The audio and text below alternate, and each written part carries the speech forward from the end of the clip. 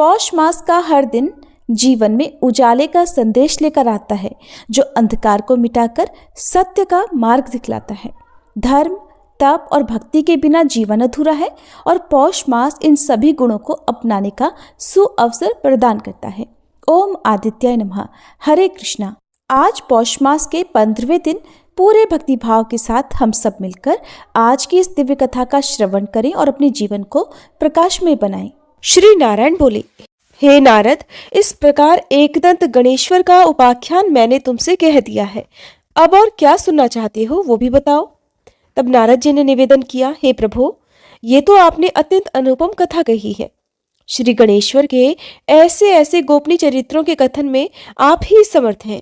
हे नाथ, अभी अनेक चरित्र श्रवण से मेरा मन भरा नहीं है, इसलिए आप और भी कोई चरित्र उनसे संबंधित हो तो कहने की कृपा कीजिए। भगवान नारायण बोले, धन्य हो नारद, जो तुम्हारा मन गणपति की पवित्र कथाओं में लगा हुआ है। तुम्हारा आग्रह है तो मैं उनकी पावन कथा अवश्य ही कहूंगा। देवर्षि, अब मैं आपको गणेश जी का एक अन्य उपाख्यान सुनाता हूँ, जो कि ब्रह्म कल्प में घटित हुआ था। एक बार गणेश्वर श्री गंगा जी के पावन तट पर तपस्या कर रहे थे। उनके अर्ध उन्मीलित नेत्र थे और मन भगवान में लगा हुआ था। वे सदैव उन्हीं के चरण कमलों का ध्यान किया करते थे। उस समय वे एक रत्न जटित सिंहासन पर विराजमान थे। समस्त अंगों पर चंदन लगा हुआ था। गले में पारिजात पुष्पों की माला तथा स्वर्ण मणि रत्नों के अनेकों हार पड़े हुए थे। कमर में अत्यंत कोमल रेशम का पीतांबर लिपटा हुआ था। भुजाओं में स्वर्णाभरण, मस्तक पर दैदीप्यमान मुकुट और कानों में कुंडल शोभित थे। उनका मुखमंडल करोड़ों सूर्यों की आभा को भी लजाता हुआ दमक रहा था। उनकी सुंदर सूंड और विद्युतोपम श्वेत दंत भी अद्भुत शोभा के कारण थे। इस प्रकार अद्भुत और दिव्य सौंदर्य अवतार गणेश जी कुछ कुछ योग झपकी लेते हुए और कुछ कुछ जागते हुए से अत्यंत शोभायमान लग रहे थे। इसी अवसर पर धर्मात्मज की नव यौवना कन्या तुलसी देवी श्री हरि का स्मरण करती हुई विभिन्न तीर्थों में भ्रमण करने को निकली हुई थी। वह विभिन्न स्थानों पर होती हुई उसी गंगा तट पर जा पहुंची, जहां पर पार्वती नंदन एकदंत भगवान श्री कृष्ण के चरणों में ध्यान लगाए हुए बैठे थे। तुलसी जी ने उमा सुवन को देखा तो कुछ मोहित सी हो गई। उसने सोचा, कितना अद्भुत और अलौकिक रूप है गिरिजा नंदन का। इनसे वार्तालाप करके विचार जानने चाहिए। संभव है इनके द्वारा की जाने वाली उपासना कुछ इस प्रकार की हो कि जो मेरा प्रयोजन है। ऐसा विचार करके तुलसी ने उनके समीप जाकर कहा, हे गजानन, हे शूर्पकर्ण, हे एकदंत, हे घटोदर, मुझे ये तो बताओ कि संसार भर के समस्त आश्चर्य एकमात्र तुम्हारे ही विग्रह में किस प्रकार एकत्रित हो गए हैं। क्या इसके लिए तुमने कोई तपस्या की है? अगर की है तो वे किस देवता की थी? गणेश्वर तुलसी जी को देखकर कुछ अचकचाए। सोचा, ये कौन है? मेरे पास आने का क्या प्रयोजन है इसका? जब कोई समाधान नहीं निकला तो कहने लगे, वत्से, मैंने अब से पहले तो तुम्हें यहाँ कभी नहीं देखा, इसलिए तुम कौन हो और यहाँ किस कारण से आई हो? मेरी तपश्चर्या में विघ्न डालने का क्या कारण है? तुलसी जी बोली, हे गणेश्वर, मैं धर्मपुत्र की कन्या तुलसी हूँ। आपको यहाँ तपस्या करते देखकर उपस्थित हो गई। ये सुनते ही पार्वती नंदन ने कहा, माता, तपस्या में विघ्न कभी भी नहीं डालना चाहिए। इसमें सर्वथा अकल्याण ही होता है। मंगलमय भगवान तुम्हारा कल्याण करें। अब तुम यहाँ से चली जाओ। अब तुलसी जी ने सोचा कि इन्होंने तो मुझे यहाँ से जाने के लिए कह दिया, अपने मन की बात मैं इन्हें कैसे समझाऊं। फिर आखिरकार उन्होंने अपनी व्यथा कह ही डाली। कहने लगी, हे पार्वती तनय, मेरी बात सुनो। मैं मनोनुकूल वर की खोज में ही इस समय तीर्थाटन कर रही हूँ। अनेकों वर मैंने देखे, किंतु मुझे आप पसंद आए हो, इसलिए आप मुझे अपनी पत्नी के रूप में स्वीकार करके मेरे साथ विवाह कर लो। सुनते ही गणेश्वर बोले, माता, विवाह कर लेना जितना सरल है उतना ही कठिन उसके दायित्व का निर्वाह करना है। इसलिए तो विवाह दुख का कारण ही होता है, उसमें सुख की प्राप्ति कभी नहीं होती। विवाह में काम वासना की प्रधानता रहती है, जो कि तत्व ज्ञान का उच्छेद करने वाली और समस्त संशयों को उत्पन्न करने वाली है। और मैंने तुम्हें माता कहा है, इसलिए मेरी ओर से तुम अपना मन हटा लो। अगर तुम ठीक प्रकार से खोजोगी तो मुझसे अच्छे वर तुम्हें अनेकों मिल जाएंगे। सुनकर तुलसी जी बोली, एकदंत, मैं तो तुम्हें ही अपने मनोनुकूल देखती हूँ, इसलिए मेरी याचना को ठुकराकर निराश करने का प्रयास मत करो। मेरी प्रार्थना स्वीकार कर लो प्रभु। गणेश जी कहने लगे, परंतु मुझे तो विवाह करना ही नहीं है, फिर मैं तुम्हारा प्रस्ताव कैसे स्वीकार कर लूं? आप कोई और वर देखो और मुझे क्षमा करते हुए मेरी ओर से अपना मन पूरी तरह से हटा लो, इसी से आपका कल्याण होगा। तुलसी जी को गणेश जी की बात बड़ी बुरी लगी और उन्होंने कुछ रोषपूर्वक कहा कि हे उमानंदन, मैं कहती हूं कि तुम्हारा विवाह तो अवश्य होगा, मेरा ये वचन कभी मिथ्या नहीं होगा। तुलसी प्रदत्त शाप को सुनकर गणपति भी शाप दिए बिना नहीं रह सके। उन्होंने भी तुरंत कह दिया, देवी, तुमने तो मुझे व्यर्थ ही श्राप दे डाला है, इसलिए मैं भी कहता हूं कि तुम्हें जो भी पति प्राप्त होगा वो असुर होगा और उसके बाद महापुरुषों के शापवश तुम्हें वृक्ष होना पड़ेगा। ये शाप सुनते ही तुलसी जी भयभीत हो गई। उन्होंने गणेश्वर की स्तुति करनी शुरू कर दी। कहने लगी, हे गणराज, हे एकदंत, हे हेरंब, मुझ पर कृपा कीजिए, मेरे अपराध को क्षमा करके दया दृष्टि से देखिए। प्रभु, आप तो सभी विघ्नों का नाश करने वाले हैं। मुझे भी जिन विघ्नों की प्राप्ति होने का शाप आपने दिया है, उनका निवारण तो केवल आप ही कर सकते हैं। हे दुखनाशक, मेरे दुखों को दूर कर दीजिए। तुलसी जी की विनय सुनकर गणेश्वर प्रसन्न हो गए। उन्होंने फिर उसे आश्वासन दिया, हे देवी, आप समस्त सौर भवंत पुष्पों की सारभूता बनोगी।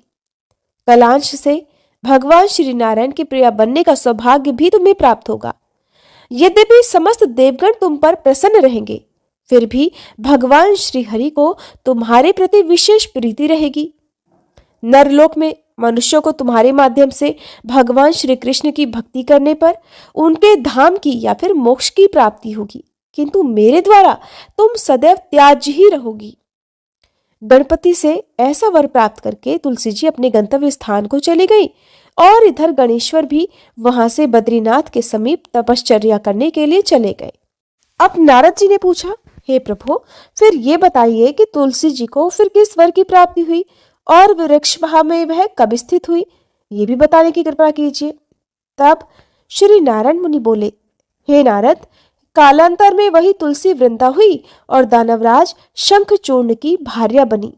वह शंखचूर्ण पूर्व जन्म में भगवान श्री कृष्ण का पार्षद सुदामा था, जो रासेश्वरी राधा के शापवश असुर योनि को प्राप्त हुआ था। वह शंखचूर्ण भार्या भगवान के कलांश से वृक्ष भाव को प्राप्त होती हुई श्री हरि की परम प्रिया हुई। यही कारण है कि श्री गणपति की पूजा में तुलसी जी को नहीं अर्पित किया जाता। इस वृतांत को सुनकर देवर्षि नारद ने फिर से प्रश्न किया कि हे प्रभु, भगवान गणेश जी ही सर्वप्रथम पूजा प्राप्ति के अधिकारी हैं। किसी भी देवता की पूजा करो, पहले तो गणेश जी को ही पूजना होगा। अब ये भी विस्तार पूर्वक बताने की कृपा कीजिए कि गणेश जी को प्रथम पूजा का अधिकार किस प्रकार प्राप्त हुआ। इस विषय में मेरी बुद्धि मोह को प्राप्त हो रही है कि सृष्टि रचयिता ब्रह्मा जी, पालनकर्ता भगवान नारायण और संहारकर्ता शिव जी में से किसी को भी प्रथम पूजा का अधिकारी क्यों नहीं माना गया, जबकि ये त्रिदेव ही तो सबसे बड़े देवता माने जाते हैं। तब श्री नारायण कहने लगे, हे देवर्षि, ये भी एक रहस्य ही है। देखो, अधिकार मांगने से नहीं मिलता, उसके लिए योग्यता होनी चाहिए। संसार में अनेकों देवी देवता पूजे जाते हैं। पहले जो जिसका इष्ट देव होता वो उसी की पूजा किया करता है। इससे बड़े देवताओं के महत्व में कमी आने की आशंका उत्पन्न हो गई। इस कारण देवताओं में परस्पर विवाद होने लगा। वे उसका निर्णय करने के लिए शिव जी के पास पहुंचे। प्रणाम करके पूछने लगे, हे प्रभु, हम सब में प्रथम पूजा का अधिकारी कौन है? देवताओं की बात सुनकर शिव जी भी सोचने लगे कि किसे प्रथम पूजा का अधिकारी माने। तभी उन्हें एक उपाय सूझा। कहने लगे, देवगण, इसका निपटारा बातों से नहीं तथ्यों से होगा। इसके लिए एक प्रतियोगिता रखनी होगी। भगवान शिव के मुंह से ये बात सुनते ही देवतागण उनका मुख देखने लगे। शंकित हृदय से सोचते थे कि ये कैसी प्रतियोगिता होगी। ये शिवजी ने उनके मन के भाव ताड़ लिए, इसलिए सांत्वना भरे शब्दों में कहने लगे, घबराओ मत, कोई कठिन परीक्षा नहीं ली जाएगी। बस इतना ही कि सभी अपने अपने वाहनों पर चढ़कर संसार की परिक्रमा करो और फिर यहीं वापस लौट आओ। जो सबसे पहले लौटेगा वही प्रथम पूजा का अधिकारी होगा। अब क्या देर थी, सभी अपने अपने वाहन पर चढ़कर दौड़ पड़े। किसी का वाहन गजराज था तो किसी का सिंह, किसी का भैंसा, किसी का मृग, किसी का हंस तो किसी का उल्लू, किसी का अश्व था तो किसी का श्वान।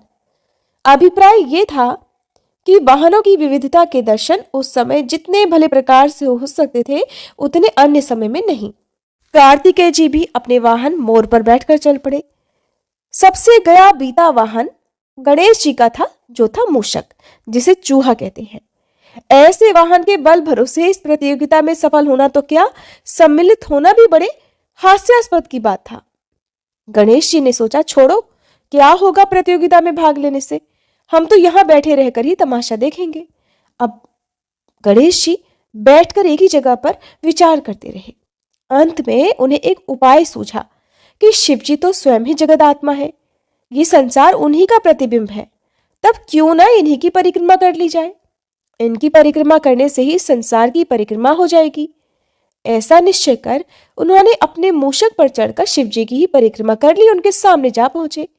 शिव जी ने कहा कि तुमने परिक्रमा पूर्ण कर ली? तो उन्होंने कहा, जी कर ली। अब शिव जी सोचने लगे कि इसे तो मैंने यहीं पर घूमते हुए देखा, फिर भला ये गणपति परिक्रमा कैसे कर आया। देवताओं का परिक्रमा करके वापस लौटना आरंभ हुआ। एक एक करके देवतागण वापस कैलाश पर आने लगे और उन्होंने वहां गणेश जी को बैठे देखा तो उनका माथा ठनक गया। फिर भी हिम्मत करके बोले, अरे तुम विश्व की परिक्रमा करने के लिए नहीं गए थे क्या? गणेश जी कहने लगे, अरे मैं तो कब का यहाँ आ गया। देवतागण बोले, अच्छा, लेकिन हमने तो तुम्हें कहीं भी मार्ग में नहीं देखा। गणेश जी ने उत्तर दिया, देखते कहां से, समस्त संसार तो शिव जी में विद्यमान है और इनकी परिक्रमा करने से ही संसार की परिक्रमा भी पूर्ण हो गई। श्री नारायण कहते हैं, नारद, इस प्रकार गणेश जी ने अपनी बुद्धि के बल पर ही विजय प्राप्त कर ली। उनका कहना सत्य था, इसलिए कोई विरोध करता भी तो कैसे। बस उसी दिन से गणेश जी की प्रथम पूजा होने लगी। आज की कथा में बस इतना ही। इसके आगे का वृतांत आप सभी अगले अध्याय में जरूर सुनिएगा। श्री रवि हरत हो घोरतम अगणित किरण पसारी, वंदन करूं तब चरणन में अर्घ देऊं जलधारी। सकल सृष्टि के स्वामी हो सचराचर के नाथ, निस्दिन होत तुमसे ही होवत संध्या प्रभात। जय भगवान सूरतमहारी, जय खगेश दिन कर शुभकारी। तुम हो सृष्टि के नेत्र स्वरूपा, त्रिगुणधारी त्रैवेद स्वरूपा। तुम ही करता पालक संहारक, भुवन चतुर्दश के संचालक।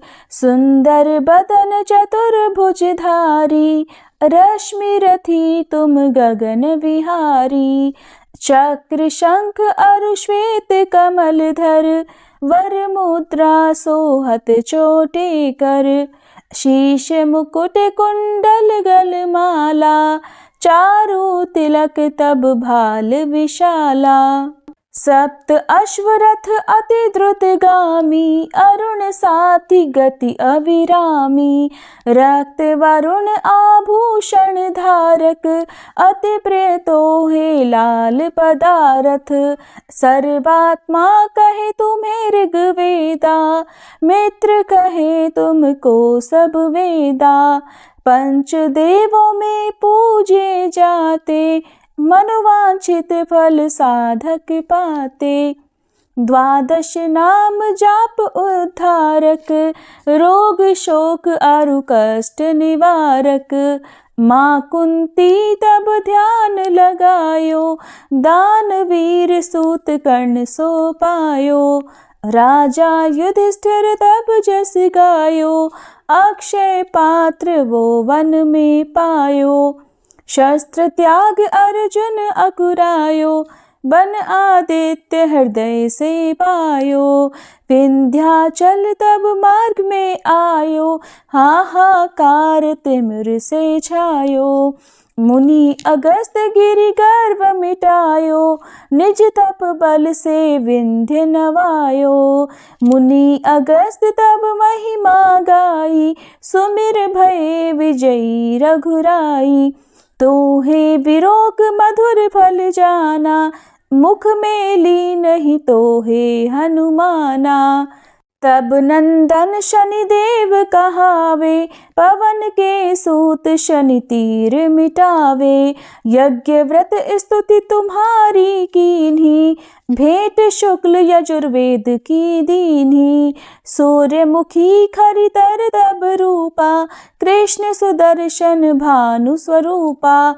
नमन तोहे ओंकार स्वरूपा, नमन आत्मा अरुकाल स्वरूपा।